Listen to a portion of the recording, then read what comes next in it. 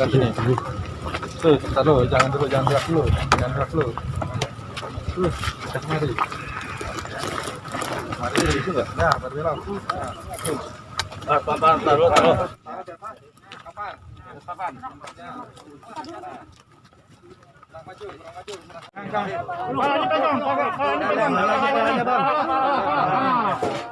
Pelan-pelan, mundur. Miringin. Tarik ke belakang. Mana? Tarik ke belakang. Tarik ke belakang. Sini. Tangannya sekali ini. Tali ini dibuka. Tali buka tali. Ini posisi udah. Ini kali sudah. Ini. Kepalanya dikit lagi. Kelihatan mukanya. Tolong kami naik dulu. Tolong naik dulu. Itu juga dibuka. Nih, kakinya ke tanah nih. Awalnya merasakan kemeriang-meriang itu kira-kira 2 mingguan lebih yang lalu. Terus betul sekeluarga juga agak meriang, lalu kita fokuskan untuk coba tes PCR. Qadarullah satu-satu tes hasilnya positif. Nah, akhirnya kita treatment di rumah dengan bantuan dari dokter kita dari Rumah Sakit Brawijaya. Karena mama ngedrop, nah dilarikanlah ke rumah sakit di Mayapada. Langsung di Mayapada, dokter menyarankan untuk ICU. Nah, di sana mama di ICU lah, di ICU COVID. Perjalanan waktu kita masih setiap hari masih komunikasi, masih video call, mama masih bisa bercengkrama, masih ngobrol sama kita kan selalu dengan suster, masya Allah yang baik, perawat semua yang baik, dokter yang baik. Kita diizinkan untuk video call selalu bisa sehari 2-3 kali sampai 4 kali kadang-kadang. Perjalanan waktu karena usia juga dan COVID itu menyerang paru-parunya ternyata sangat-sangat parah kata dokter. Nah, di situ dokter menyarankan untuk plasma, dari plasma langsung ke Gamaras, dari obat-obatan semua. Karena mama ngedrop, akhirnya setelah seminggu di sana, dokter bilang oke, kita tes PCR. Qadarullah alhamdulillah sekali, mama hasilnya negatif. Satu kali. Kedua kali, hari berikutnya harus dites 2 kali. Mama alhamdulillah negatif. Nah, dokter akhirnya menyarankan karena mama paru-parunya semakin drop, lagi nggak bagus, banyak infeksi, sampai transfusi darah, sampai penyakit yang lain keluar hidup. Nah, COVID-nya hilang. Setelah COVID-nya inilah timbul penyakit yang lain.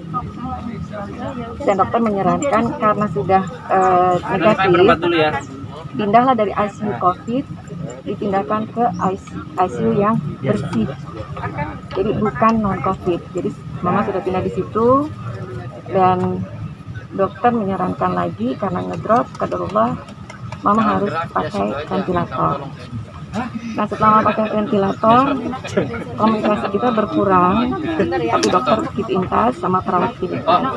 Nah, terakhir kemarin karena sudah ada rasa yang mama ini memang capek, kasihan, akhirnya salah satu dari perawat memberikan kita kesempatan untuk mentalking ke kuping mama melalui handphone. Jadi kita dari anak-anaknya yang berlima mentalking mama lah selama 20 menit di kanan kupingnya. Kita berpikir terus la ilaha illallah, la ilaha illallah. Mama seperti ada mengikuti.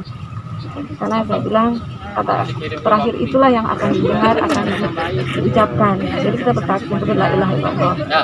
Kejadian kemarin sebelum jam 12.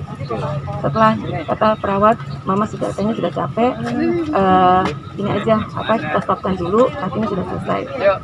Berapa lama kemudian dari ICU ruang langsung mereka bilang bahwa mama harus pompa jantung.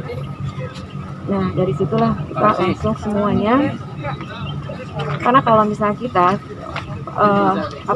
untuk melihat mama itu kita harus tes PCR dulu supaya kita negatif ke tempat memang itu kan dari protokol ya. Kita alhamdulillah kita tes PCR. Nah, sampai di sana dokter ini memberikan waktu cuma 30 menit supaya kita semua kumpul bangun kompak. Nah, alhamdulillah kakak saya sampai duluan, kakaknya di mama. Nah, dari situlah mama terakhir saking dengan alhamdulillah dengan keadaan yang insyaallah husnul khotimah, mama keadaan bersih dari COVID, mama negatif dan 2 kali PCR. Dan inilah mungkin karena mama capek, mama sudah bilang bahwa mama obatnya banyak banget gitu. Jadi kita semua mengikhlaskan bahwa inilah yang terbaik, Allah sudah sayang sama mama. Tapi ada keinginan mama yang belum tercapai nggak? Kira mama itu sebenarnya keinginannya tuh mama tuh nggak keinginannya tuh keinginan orang tua biasa lah gitu lah. Tapi mama suka berucap hanya mama bahagia sama anak-anak tuh. Mama ingin mama tuh dari dulu berumroh ke tahun gitu, jadi pengen umroh lagi. Tapi kadarullah karena COVID ini, pandemik ini tidak dapat umroh. Jadi itu aja keinginan mama tuh, karena mama hanya ingin pengen umroh tiap tahun dengan teman-temannya malah kadang-kadang gitu. Jadi itu aja, mama keinginannya hanya simple aja, karena mama tuh tipe orang yang nggak suka diem. Dan mama udah cerita sama suster bahwa dia punya bukti. Jadi itulah mama yang tidak bisa diam, yang senang sehari-hari bekerja. Qadarullah di akhirnya mama harus istirahat, memang diizinkan Allah istirahat saja dengan semua doa-doa yang kita berikan ke mama. Meninggalkan berapa anak dan berapa cucu, Pak? Alhamdulillah anaknya ada 7, perempuan 2, laki-laki 5, cucunya alhamdulillah ada 15. Cucu 15 ya? Iya. Mbak, total berapa hari Mbak dirawat di rumah sakit, Mbak? Total itu mama hampir 2 minggu ya. Di COVID-nya, di ICU COVID-nya itu mama sekitar 8 hari kalau 8 hari ya. Jadi selebihnya di ICU itu 2 hari kalau salah ya. Mbak, mungkin kenangan-kenangan apa aja sih Mbak sama mama yang paling susah dilupain? Mama, kalau saya sih karena saya anak perempuan ya, saya tuh deket sama mama. Deketnya karena mungkin jadi kalau saya mama tuh gini, walaupun kita anak-anaknya sudah besar, sudah pada punya anak-anak juga, kita kalau pergi kemanapun harus lapor. Jadi kalau nggak lapor, mama suka nyari mana gitu. Jadi kenangannya, jadi kita seperti yang memang kayak mama tuh membuat kita dekat.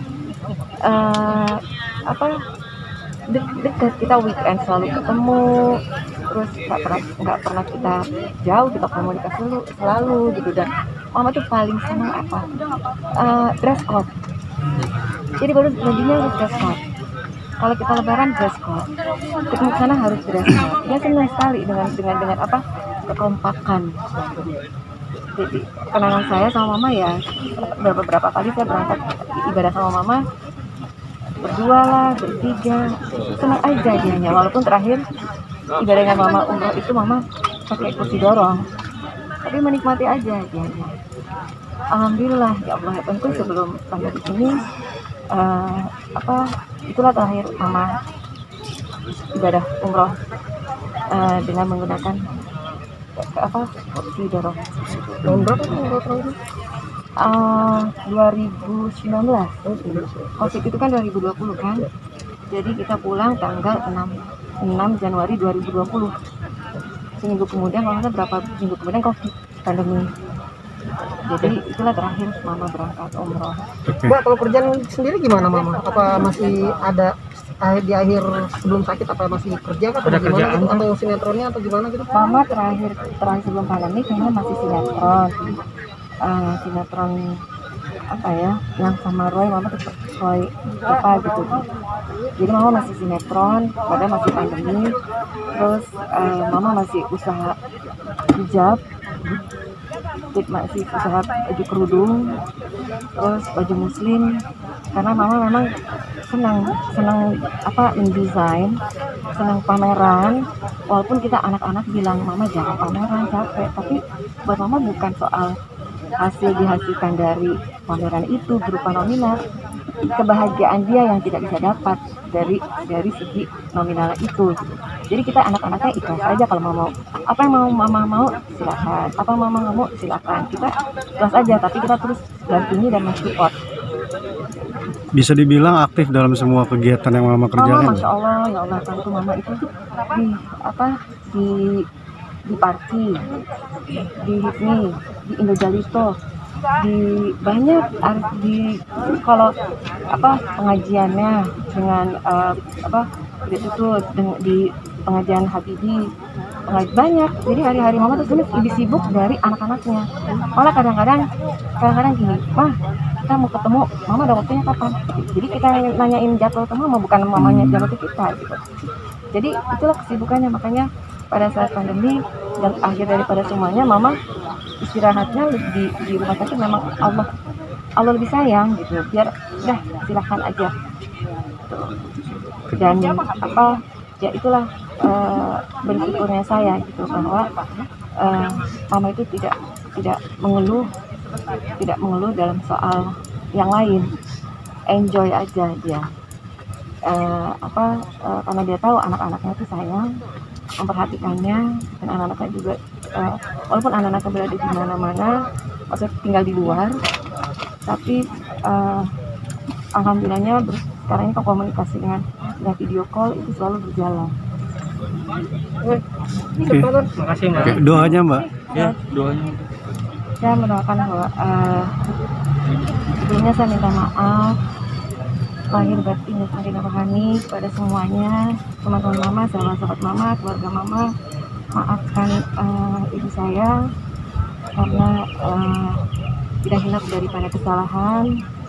Insya Allah saya berdoa lapangkan kuburannya, terangkan makamnya, hindarkan dari siksa kuburnya, dan mama bersama orang-orang Husnul Khotimah dan diampuni dosa-dosanya sampai detik ini.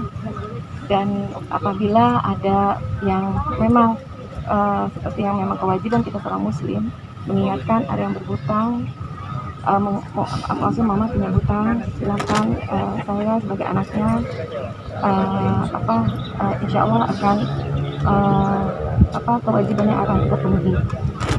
Itu aja, karena hanya itu yang dapat melapangkan ibu saya untuk menjadi ibu Fatimah. Mohon maaf.